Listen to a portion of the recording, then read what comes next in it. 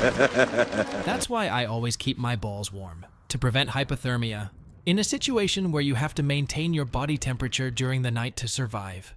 A hot water bottle can be the best option, and many people don't know that they warmed up the legs. It has more energy than warming up the middle of the body. This is because the two main arteries regulate body temperature by blood circulation.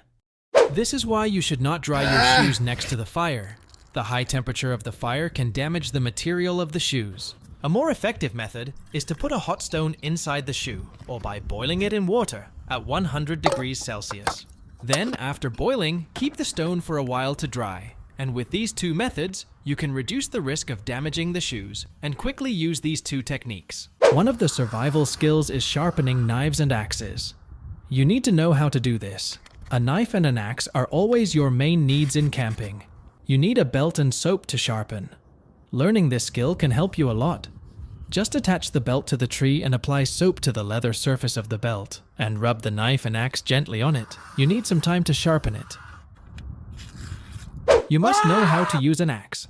In order not to get hurt, you should put a thick trunk on the ground, and then adjust the smaller trunk and hit it when the hit is wasted. It will not hurt your leg anymore. This is one of the correct ways to use the axe. You must know these two methods of hacking with a paper cup in the camp. If you want to avoid diarrhea and heartache, be sure to boil the water. You can use a paper cup. Diarrhea and germs can be fatal, and you should be careful. Then, in the second method, you can boil eggs or potatoes or any ingredients with a glass of water and use it as cooking. This is how I built this wood stove. Efficient way to boil water or cook food out in the woods.